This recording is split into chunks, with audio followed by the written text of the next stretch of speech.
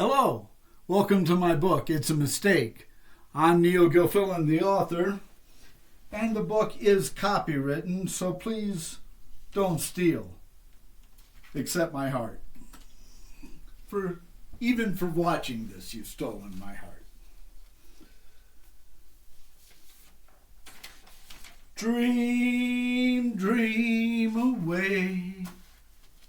Chapter 1. Harold Mellon lay on the roof of his house. Harold loved these warm spring nights when he could gaze up at all the stars in the sky. He enjoyed picking out famous constellations and maybe even a few that nobody had ever seen before. That's what he loved most, finding things that nobody had ever seen before. It seemed that Harold had been finding them his entire life. Harold's talent started with a fossil while on summer campout with his family at Lake Winnipah. It turned out to be a never-before-seen breed of insect. 40 million years ago, the creature had given up its ghost and fallen in mud, which had then hardened around the little pest and become a snapshot in time. One could clearly see its wings spanning 4 feet, its spine, clawed feet, and penis. Scientists dubbed it the Melanto oblongatus. The second name meant nothing, but science decreed that everything should have a second name. Harold's second find 2 years later was of even greater magnitude because it had nothing to do with science. While eating a plate of spaghetti with black-eyed mushrooms and splinters of bard's leaves, Harold saw the image of his religion's revered Lady Gertrude. Tender strands of pasta framed Gertrude's oval face with red hair and formed her mouth. Mushrooms appropriately formed Gertrude's eyes and nose, while the bard's leaves made up her eyebrows and signature headscarf. Sauce provided shading. Harold preserved the picture by spraying it with a maximum hold hairspray his mother had currently used. His mom's hair didn't so much as twitch while she retrieved the can and watched her son set to work on his dinner, although not in the way she intended. The spray hardened around the noodles and gave the sauce a gelatinous quality. When that hardened, Harold had a well-preserved miracle. Lady Gertrude was given a place of honor in the National Museum of Religious Study, across the aisle from a coffin said to contain the lingering essence of her son's soul, and viewed by thousands of people every week. It would be 4 years before Harold found another, never-before-seen image. This one would be his most magnificent. Harold's 9th grade class had taken a trip into the Gore Mountains to study fauna. Harold didn't care much for wild animals because he wasn't a particularly good runner, and people always told him that he smelled funny. Harold was afraid this funny smell might be mistaken for food, so while his classmates looked for regional animals, Harold spent a good deal of time looking for a place to run if one of those animals actually showed up. He had just spotted a cave entrance recently exposed when a portion of boulder broke away following a quake. In a nearby hill, when one kid yelled out, "Fawn!" which was a fairly large bear-like creature. Actually, the kid was yelling fauna, having spotted a small fox, but Harold was gone before he could hear the final A. Harold made an award-winning sprint for the cave and threw himself inside.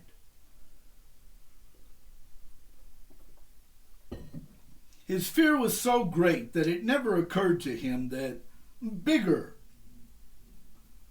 more dangerous fauna might also be inside, enjoying the cooler air. But on this day his luck held. There was nothing inside more terrifying than 2 large spiders and several millipedes. Harold didn't even know about them until turning on a keychain flashlight his mother insisted he carry. For the first time, the thing was coming in handy. Harold smiled at his mother's wisdom while crushing the spiders. Harold absolutely hated spiders. The cave went back some distance. In fact, he had to scramble over some fallen rocks to get further in. Harold owed this rock slide to the same quake that had opened the cave. Beyond the portal was a large chamber, unseen for centuries. Marvelous depictions of various sexual acts drawn in crude stick figures adorned the chamber's walls. Apparently, this had been a place where ancient teens took their dates. Archaeologists dated the find at 10,000 years old. Harold was soon in many magazines and popular media shows. His fame still hadn't died away, and he was only now turning of age to understand what those stick figures were doing.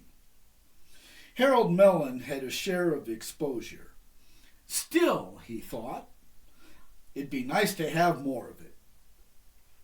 Recently, Harold had taken up an interest in the interactions taking place above his planet's atmosphere. Astrophysics took immediate hold on Harold after reading a science fiction story about a guy who is subjected to massive amounts of radiation. The guy's body absorbs the rays and, through a quirk of fate, becomes imbued with superpowers. The guy becomes a hero, saving people from terrible disasters because of his strength and speed. Harold liked the idea of becoming a superhero, so researched the properties of matter and radiation. He wanted to find out if such powers were really possible. What he found instead was an entire universe of possibilities that ignited his imagination. Although science was not a respected field on Norbit, there would be no turning back for young Mr. Mellon. So Harold had taken to lying on top of his family home, gazing up at the stars and wondering what kind of explosions were taking place up there. What was being born and what was dying? Were these things happening right now? Did he hear something? Of course not, silly boy, he'd think, and giggle. On this night, however, Harold would once again discover something that was never before seen on his planet. Norbit was a fairly quiet place in the galaxy. Tucked away in a pocket of interstellar dust, it had rarely been visited by so much as a comet. Sure, there was the occasional eclipse of Norbit's sun, or a various number of its 3 moons, but that was pretty much the extent of it. One had to look deeper into the cosmos for any real action. If you were lucky, a supernova might be noticed, or the event horizon of a black hole, or you might discover a new gaseous cloud. Very few Norbetians had their names attached to anything interstellar, though. So Harold sat up a bit when he noticed a star suddenly move. Harold froze his gaze upon the dim speck of light he had never before noticed above his home. He waited patiently until the light passed in front of another twinkling speck of light, and then another. The thing was definitely moving. Pretty fast, too. Harold grabbed his binoculars and put them to his eyes. This made the small speck of light a bigger speck of light. I've got to tell somebody about this, Harold reasoned. The name Mellon's Comet took form on the heels of that thought. A smile big enough to eclipse his face lit up Harold's eyes. He was going to be immortalized yet again. Fame is a hard lover to walk away from, put in the back of your mind, and never call. Immortality is even harder. Harold looked down to pick up paper and pencil, which he always carried on roof journeys to record the object's location. In his excitement, Harold misjudged the pencil and it rolled from his fingertips. He scrambled a bit to catch it before it rolled into the gutter, and Harold almost lost his perch. He slid, but succeeded at catching the instrument and himself. After getting back into his original position, Harold looked back up. He was amazed by how much brighter the object had become, or had it.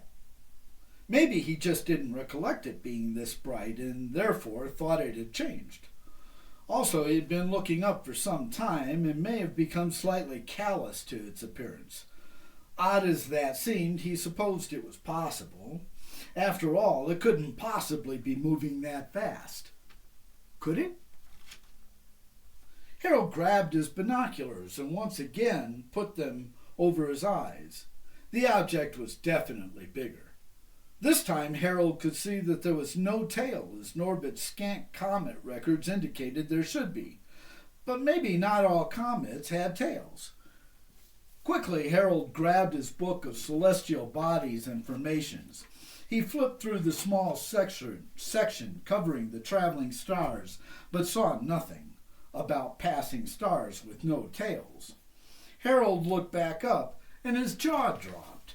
The object was now as bright as if a flashlight shone above him. It couldn't be moving that fast, he spoke absently. It just couldn't be. But the longer Harold watched, the brighter the object grew. Finally, it dawned on Harold that it was also not moving across the sky. It was merely growing much brighter. That meant that the object was heading down. It seemed the comet was about to die, becoming a meteor and possibly a meteorite. Harold's excitement grew. If it did hit Norbert's surface, and Harold could locate its final resting place, then he'd even have the physical property. It would now be known as Harold's meteorite. Oh, this was too much! Harold laid back down in utter fascination. He wondered where the thing would land. Judging from its trajectory, he estimated it might even hit within his state, possibly even within his own small city. That would make it much more likely for him to find and claim it. Visions of interviews, magazine pictures, college scholarships, parties, and girls began to swim through his swelling head. The dreams of a young boy in puberty. An hour later, Harold Mellon's mustard yellow eyes began growing tired, but he continued to stare upward. The object had grown so large and bright that impact would be very soon. 10 minutes later, Harold realized that it had already broken Norbert's atmosphere. Only moments later, Harold could see the bright red nose of the meteor. Did rocks have bright red noses? Harold didn't think so, yet this one did. His next observation was even more startling. The meteor seemed headed straight for him. Harold scrambled to gather his book, writing tablet, and pencil with one of his 6 arms before hurrying to get off his perch. He got only so far as the house's side before the object reached its unintended target, Harold Mellon himself. It struck Harold's head, pulverizing his young body before crashing through the Mellon family's roof. Then came an horrific explosion that left a smoking crater 5 miles in diameter. Officials would later declare that this was no meteorite. Thank you for listening. There's only 23 more chapters left to go. Peace. Good health to you. See you next time.